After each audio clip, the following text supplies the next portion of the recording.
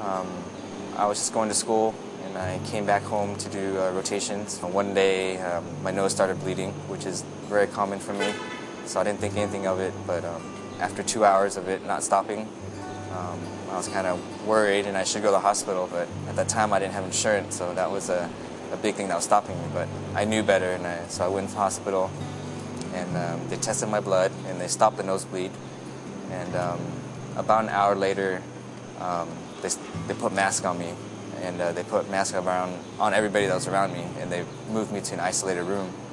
Did a bone marrow biopsy on me, and the results came back the day after, and she came in and said, "I have good news. You have leukemia, but it's curable." But we started chemotherapy within 2 days, so I dropped everything. I dropped school. I had dropped everything in my life, and I've gone through chemotherapy for about 2 years. I was all clear. Everything was good, and I was getting ready to go back to school, and had another biopsy, and the leukemia showed up again.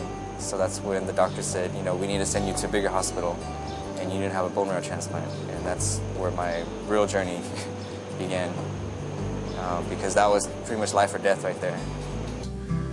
We could treat his leukemia further with chemotherapy, but the only chance of a cure and going back to live his life fully was to eventually have a bone marrow transplant. We talked about whether he had family who could donate, brothers or sisters, and unfortunately there were none. Well, then we started looking for an unrelated donor, and with the knowledge that for Asian patients it's a little more difficult because the amount of available donors is limited. Well, when I first found out I had a donor, or a matching donor, I was excited, but still kind of nervous, because I actually did find one donor in June, and they said they weren't available until August. Within those 2 months, I got really ill, so we had to restart the chemotherapy again and all that, and when August came around, it turned out that that donor was no longer available. I was back at square one.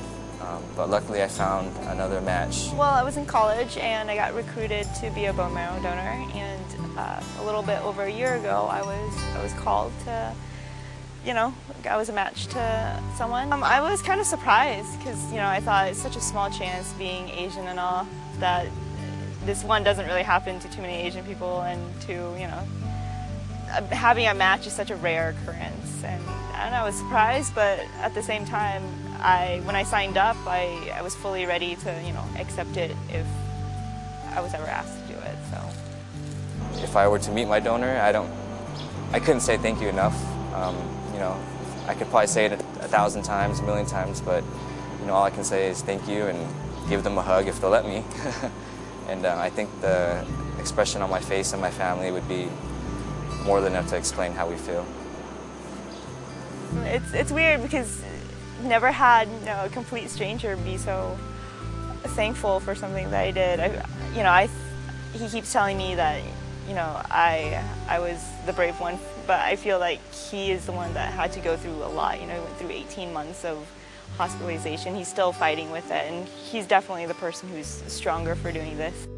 Matthew Nguyen had his transplant on September 19, 2009. A year later, Matthew had an opportunity to meet and thank his donor, Diep Dao, during A3M's annual fundraiser at the Cerritos Center for the Performing Arts, amongst A3M supporters and their families and friends.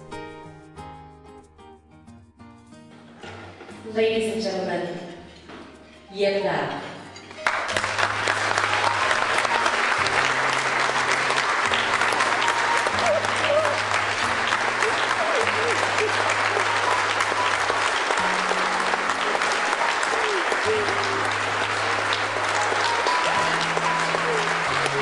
Thank you. Thank you so much. Thank you. I'm just excited. Finally get to put a face to the person that saved my life. I've been thinking about her every day since the transplant, and I'm just excited that she's able to give me life and my entire family life back as well.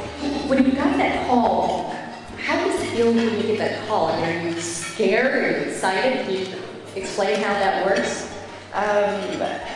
I mean, I was surprised at first. I was like, I never thought I'd be called because I know that this isn't a common thing among Asians. And, you know, when I got the call, they asked, do you want to do it? I guess there was just no hesitation because